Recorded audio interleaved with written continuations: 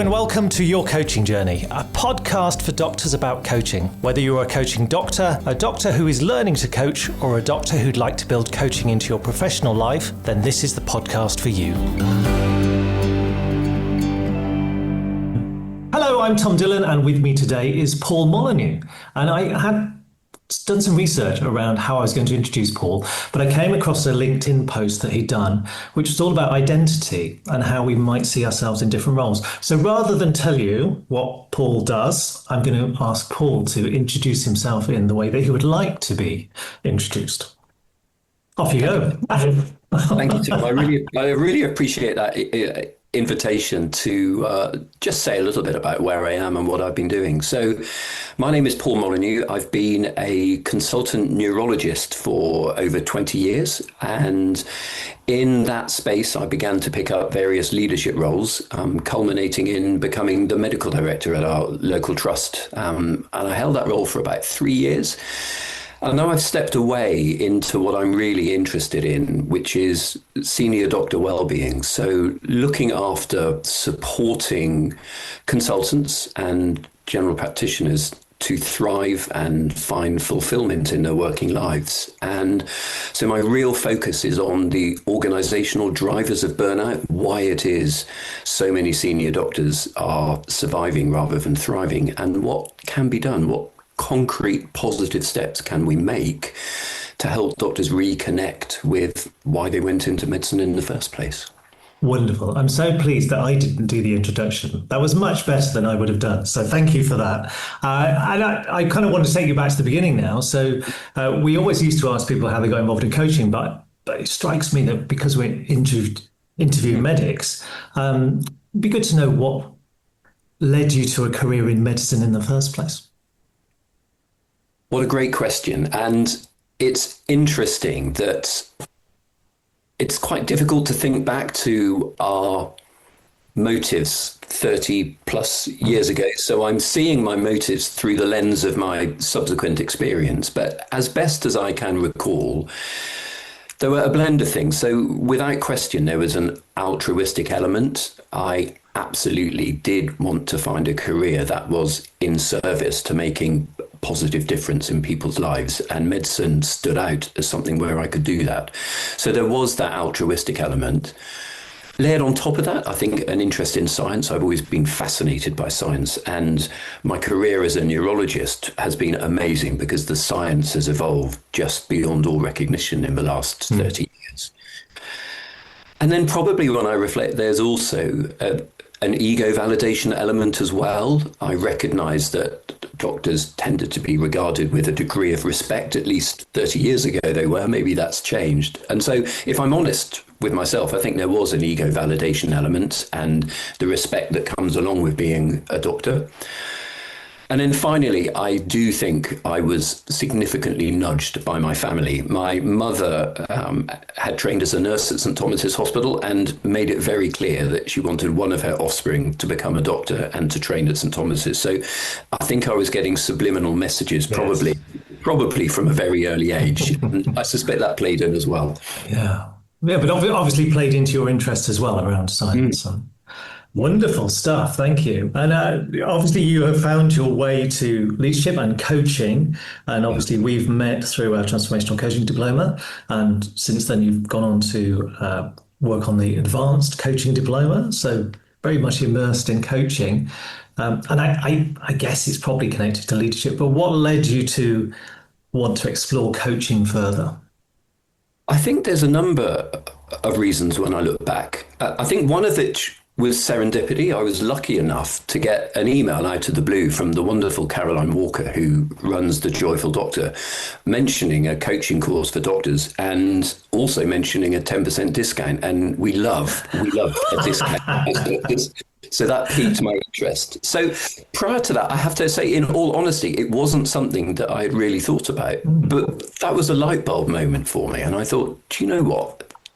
This is such a useful and interesting thing that I haven't yet explored. And I'm going to trust myself and my intuition that this will be useful for me. So I went into it without very clear ideas of why it would be a useful thing for me to do, and have been just blown away by just how incredibly helpful it's been. Without question, the most useful learning as a consultant in the last 20 something years. It's absolutely been transformational. Wow, that's wonderful to hear. Great for us to know that we're having that impact on how people feel about their working lives. So yeah, wonderful stuff. And thinking about your coaching now, and say you've been through a transformational coaching diploma, and now you've been on an advanced coaching diploma, and obviously your own way of coaching is starting to emerge. Yes. So how would you now describe your coaching? So I'm going to reflect back to you a term that you used in our coaching course, which was emergent. And I absolutely love the word emergent because it can speak to so many different things. It can mean it's completely chaotic and I've no idea what's going to happen between one session and the next. Or it can mean that we hold a space, we don't have a rigid protocol, and we allow the whole direction of where the coaching goes to be dictated in the moment by listening carefully to the wants and needs of the coachee and just being intuitive. So I don't have a specific coaching model. I do use some more than others. So for me, the whole positive psychology model around coaching has been incredibly useful. So I am someone who reflects deeply on values, on strengths, on meaning, and on purpose. And positive psychology has taught me so much about those elements and how we can find meaningful purpose in our working lives, how we can live lives in resonance with our values, and how we can work to our strengths and identify what they are and find roles that are in service to those strengths. So the whole positive psychology model I love.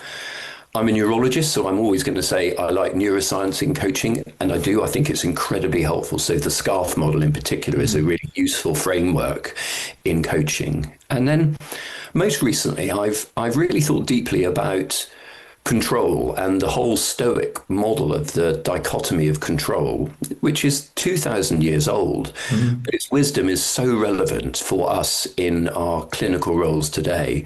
And it speaks to the idea of what can you and what you can't control. And it's such a simple idea, but focusing a coachee on what's actually within their control and what is beyond their control is liberating and powerful in equal measure. So I often do focus on that element, which is really essentially drawn from ancient Stoic wisdom, but I think really powerful and helpful as well. Yeah.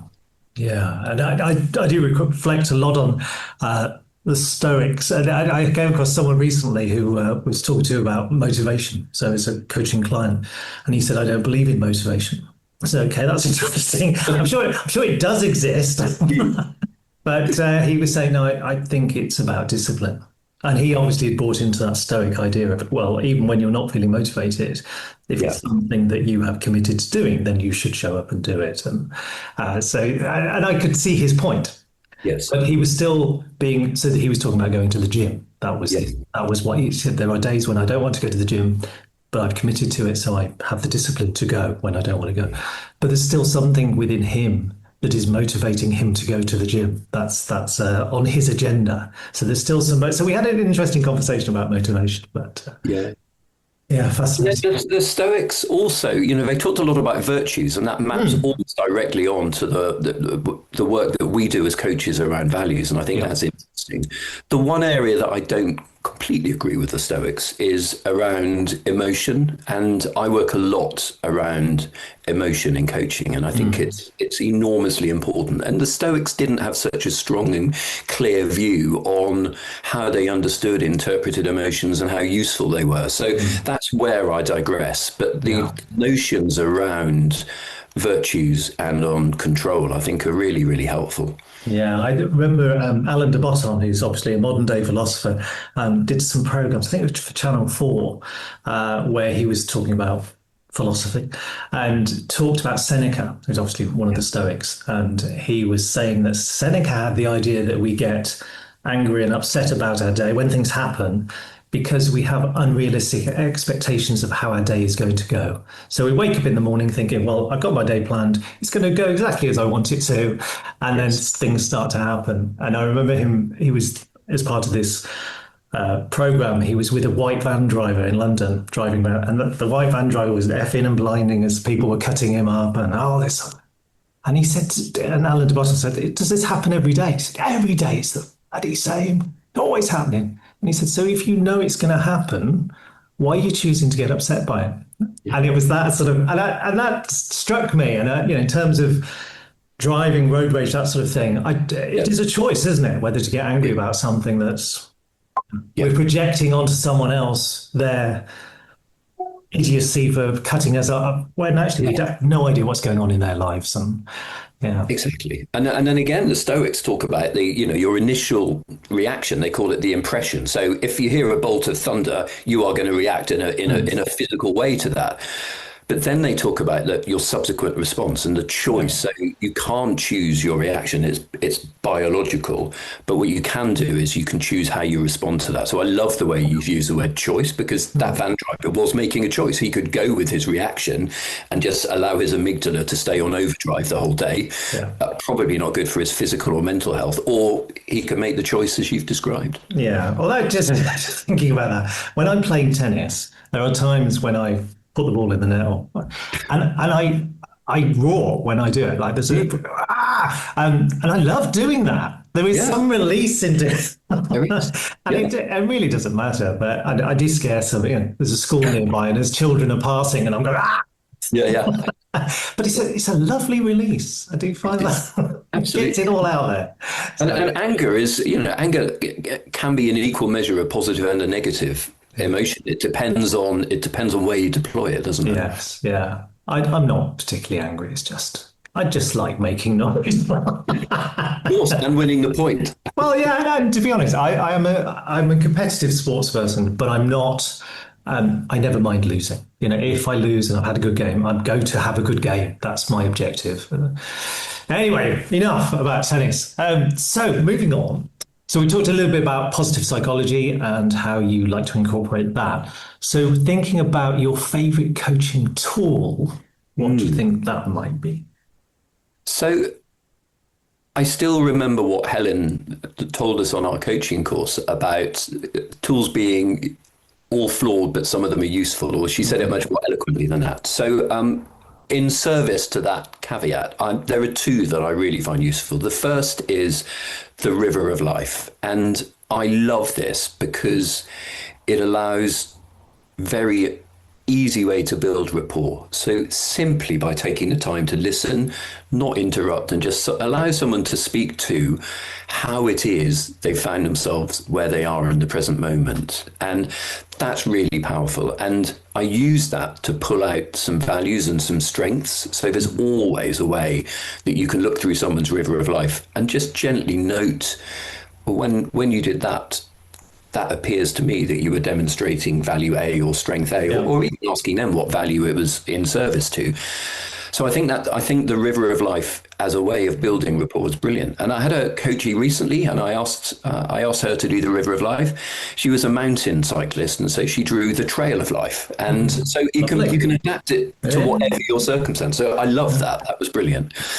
Yeah. And then the second is, I think the wheel of life is really helpful as well, because at its heart, it's a scaling question, and we all love a scaling question as coaches. And underneath it, what it's really talking to is identity and the different identities that we hold. And are those different identities in balance? Are our identity around play and fun in balance? Are identities in relationships, in our career, are all of those things in balance? And you get a visual representation, because you either end up with a wheel that looks like a wheel or something that looks very odd and clunky and spiky. So I think that's an incredibly helpful model as well. And you can adapt it to anything. You can have a wheel of work, a wheel of play. And I love the fact that you can use it in so many different ways. Wonderful. Yeah. And it strikes me that, go back to the river of life that you spoke earlier about, life purpose as part of that positive psychology approach, that if you've got someone's life mapped out up to this point, there's probably some sense of purpose in there, where the purpose has been in the past and Yeah. where they're going to. Yeah. So that would draw that out, wouldn't it? Excellent stuff. And obviously, earlier you mentioned the scarf model as well as something that you like to use as well. I had an interesting conversation with my coaching supervisor the other day who was writing a book, or maybe he was just writing. He'd written somewhere and someone had come across it and said, have you got permission to use the scarf model? And he said, no, it's just a model. But apparently David Rock has trademarked scarf as a phrase. So I wrote about it in my book and I didn't ask permission. In fact, I've changed it. So now I have scarf plus rather than scarf. So maybe I do reference David Rock in it, but yeah. So what's interesting about the scarf model, I think, is that he talks about the threat response leading to an away from the group. Yeah. And then he talks about the reward response leading people towards the group. But I think it is more nuanced that threat response might lead us away from the group, but it might also lead us against the group. So we might become a bit combative. Yes. Staying within the group but being compassionate, or it might lead us to people please and be oh no, let me help. And so the threat response isn't necessarily an away from all of the time. So interesting. Good, thank you. Let's move on to your favorite coaching question. What might that be, Paul? Am I allowed two? Is that okay? You have as many as you like. So thank you. So the two questions that I find really helpful are, the first is, what would you like to have happen? And I think it comes from clean language. And there's something incredibly powerful about those words in that order that makes it much more meaningful than just, what you want. So that whole notion of what you like to have happen adds to that sense of agency and also what isn't within your control. So it's a really generative question. I love that. And then the second one is, how will you have achieved that? And again, it's much more powerful than how will you achieve it. That subtle shift in language, rather than taking someone forward, it actually takes them to the future and then backwards, so they can retrofit the steps that they need to get to their outcome and have some experience as they're doing their thinking about what it's like to inhabit that outcome. So they're really simple and subtle shifts in very common questions, but I found those really helpful in coaching, in drawing out understanding and drawing out some really clear goals and first steps in terms of taking someone to where they want to go. Yeah, lovely. They're both lovely questions, and what would you like to have happen is my favorite question too. So in full agreement with that one. And I think you're right that the phrasing of that second question does take people to a place of having achieved it already. So there's that positive element to it, isn't it? And then kind of thinking backwards from there. So it's a little bit like the magic wand question in a way. If we project forward, what will be different? Yeah. So you touched earlier on your professional roles and what you're doing now. So within those professional roles, how are you incorporating coaching into them? So the first thing is, I'm doing quite a lot of senior doctor appraisals now. And one of the things that has completely transformed is my understanding of what's a good appraisal conversation.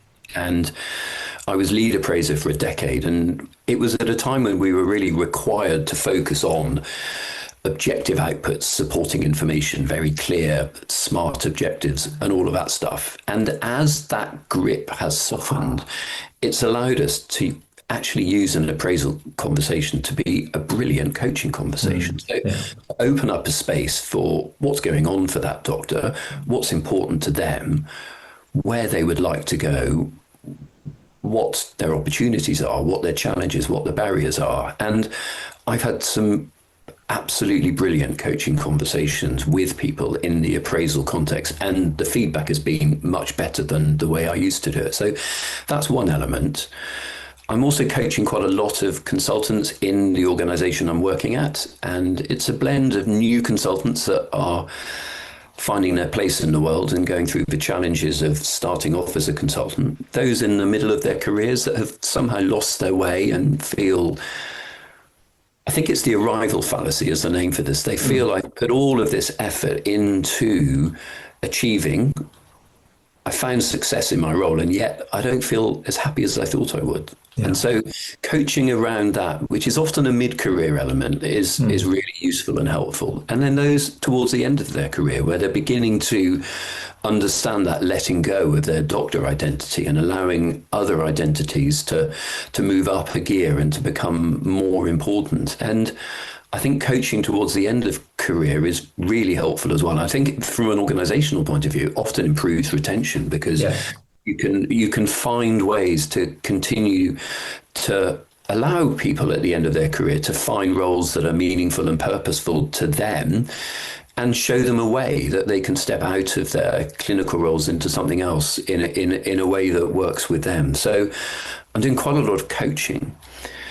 I also am doing some clinical lead development work as well, because what I see is one of the biggest drivers of burnout in secondary care in particular is the fact that the clinical leads are not given the right skills in order to perform as highly as possible in their work. And we know there's some work from Stanford that shows unequivocally that one of the key components of burnout is the leadership capability of your direct line manager. So I think I'm doing quite a lot of that. And that also uses a coaching type model. So I'd call that group coaching. And I think that's something I'm going to develop over the next 12 months, but profoundly useful as well. Yeah, brilliant. Just going back to the appraisals, so that's definitely something that we've noticed as we've been running the course now for 5 years, that more and more appraisers or people with an interest in appraisals are coming and saying, well, yeah. And then after they have learned to coach, just saying, yeah, my appraisals have fundamentally changed. It's a different conversation to the one that I used to have. So yeah, certainly that's coming through.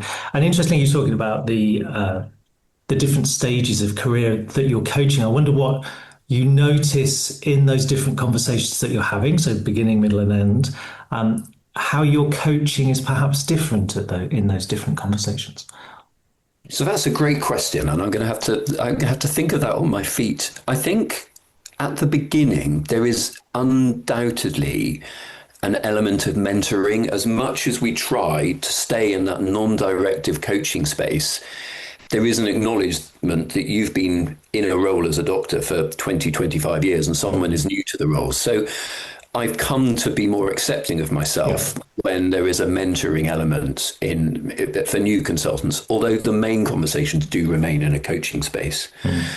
I think in the middle of the career, a lot of that is deep listening, because there's a lot of distress when people get to the middle point of their career and they realize it wasn't what they wanted and it hasn't given them the happiness and fulfillment that they felt that they were owed. And I use that word carefully, but the enormous efforts that they've put into getting to that point. So a lot of listening, and I focus a lot of energy in that space around reconnecting with meaning and purpose. What was it that led you into medicine? Where is that need not getting met now?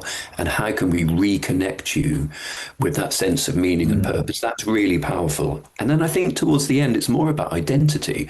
You know, the fact that we as doctors, we over-identify very commonly with our medical identity. And when you ask a doctor about themselves, what they tend to say is, I am a doctor, not I work as a doctor.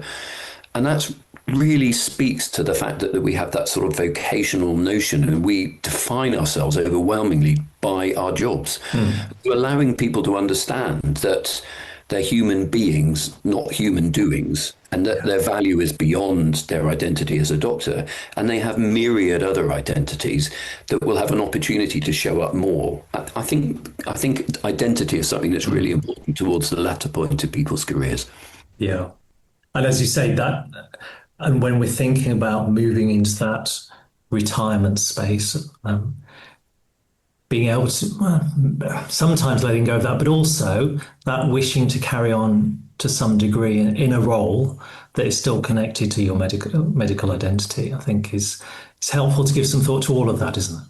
It absolutely is. And there are many things because, even though we may not be working clinically, the skills that we have learned and picked up as doctors, they are transferable across so many different things. And yet doctors, when we're stuck in that whirlwind of overwhelm, we imagine ourselves as only capable players in the role that we're doing, and we can't see beyond that. So the space to do the thinking around, do you know what, all of these skills that I've learned I can deploy in 100 different ways. I need to do some thinking about what those ways may be. And so just opening people's horizons, and it is extraordinary, and I'm guilty of this as well. I got to a point where I believed that I was only any use, not only in the role I was in, but in the hospital I was in. In other words, I could never do anything else than be a consultant at my trust. And that's how narrow my thinking had become. Yeah. Coaching helped me understand that as well. Wonderful. And it sounds like you're thriving in the new space. I am, and I use the word thriving carefully. And in fact, I've set up my own website, the thrivingdoctor.co.uk, because it speaks to my belief that we should be thriving rather than surviving in our working lives. We work for a significant chunk of our total lives, and to feel that we are not getting a sense of fulfillment out of that is profoundly sad. And so I am thriving. I'm thriving much more in this space than in the leadership roles that I held. And I think it's especially difficult to thrive when you're combining clinical and leadership roles. That's a really, really difficult place to inhabit.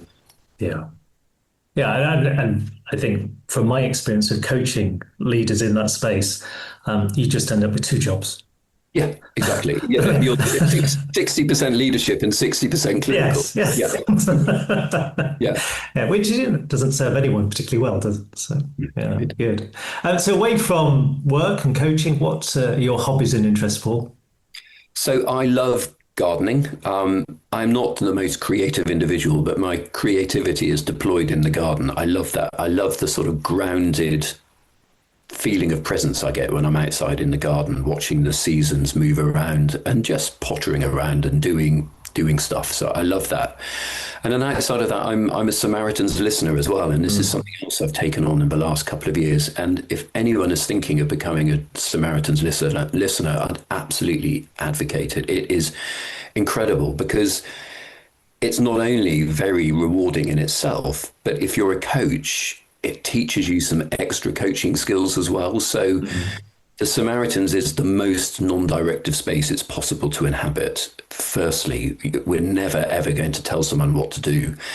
And its unique focus is on emotions and feelings. So exploring feelings rather than coming up with solutions. And I absolutely love being a Samaritan's listener. It's not easy at times, but is one of the most rewarding things that I've done. Yeah, and just think about that, and it is something that I have considered, and I guess what has been an obstacle is just wondering how I will cope with the emotion of speaking to someone in that situation. So how are you finding that? So it's interesting because when I went into becoming a Samaritan, I imagined that I'd be having regular conversations with people who were actively suicidal and thinking about ending their lives. The majority of conversations are around loneliness, and that's something that I think we can learn as a society, that when it gets to the point that people feel so lonely that their only point of contact is the Samaritans, I think that's telling us something important. But I find the most incredible thing when someone starts from a place of distress and they're at their wit's end, and simply by listening and holding a space for half an hour, 40 minutes, whatever it is, that person just generates their own new perspectives. And the Samaritans use this lovely metaphor that it's like all your thoughts are in a tumble dryer, and they're all going round in that tumble dryer. And what the Samaritans allows you to do is turn the tumble dryer off, take the clothing out bit by bit, fold them up, and pack them up. So it just allows you time to unpick some of those thoughts and just flip them around a bit and have a look at them and then fold them up and put them away. So yeah, I really, really enjoy that. Yeah, it's a lovely metaphor. Yeah, and thank you for sharing that, because it is something that I've been considering, and and maybe had that slight hesitation because of the impact on me and how I would feel about that. But thank you. You've reassured me. Good. So finally, Paul, what would you say to any doctors who are thinking of adding coaching to their professional lives? I would say absolutely do it. I come back to the point that I found it the most transformational thing I've done in my clinical career. I have benefited enormously personally from it. So every coaching conversation I have, I learn as much as the coachee. So it's made me a more reflective individual, and I really value that. Both formal coaching conversations are brilliant, and the skills that you learn as a coach you can deploy informally in any conversation, in any situation, any environment, in work, outside work, whatever it is. The skills that you learn, you can't unlearn them, and that's the joy of it. And I have never met a doctor that has regretted training to become a coach. There may be some, but I've never ever met one, and I think that's testimony to its strength. Yeah, wonderful. Yeah, and that idea that the coaching sort of permeates your other conversations is, I remember just having a conversation with someone who was a coach, or training to be a coach at the time, and I did just having a conversation and just showing an interest. And she said, "Do you ever have conversations that aren't coaching conversations?" And I think what I find now is that I perhaps struggle to have small talk conversations, and I tend to go deeper quicker, Yeah. which to some people is a bit, oh, well, suddenly very deep.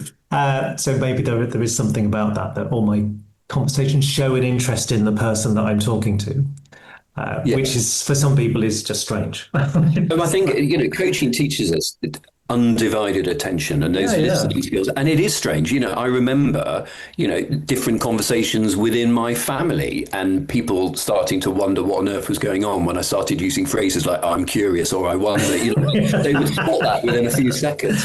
But overwhelmingly, it allows you to become a better listener and just to go deeper. And I've not met many people that think that that's a bad thing, because none of us get listened to. If you think about the last time someone deeply listened to you with interest and attention, it happens so rarely, doesn't it? Well, and even with the people that we're closest to, they're probably the worst. They'd just perhaps get up and walk away whilst you talk. That happens to be a lot, yes.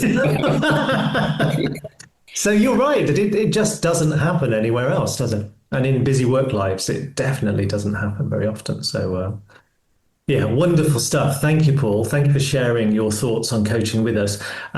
In terms of how people get hold of you, what's the best way to contact you if they're interested in having a conversation with you? Yeah, so through my website, which is thethrivingdoctor.co.uk, that works really well. I'm also on LinkedIn. I post quite a lot on LinkedIn around doctor wellbeing and thriving in our working lives, so that's another way. Wonderful. We must get you back. You mentioned it earlier on, your work around burnout, and I know you've done some research around the causes of burnout. So let's have you back on at another time and we'll have a wider conversation. But it's been great to talk to you this morning, so thank you. Absolutely. Have a wonderful day. I'll speak to you soon. On our next podcast, we will be, I've got no idea what we're doing next time. We will be talking about coaching on our next podcast. So do join us. If you've enjoyed this morning's conversation, do subscribe to the podcast, give us a 5-star rating on the platform of your choice, and tell all your friends about our podcast too. Until next time, bye for now.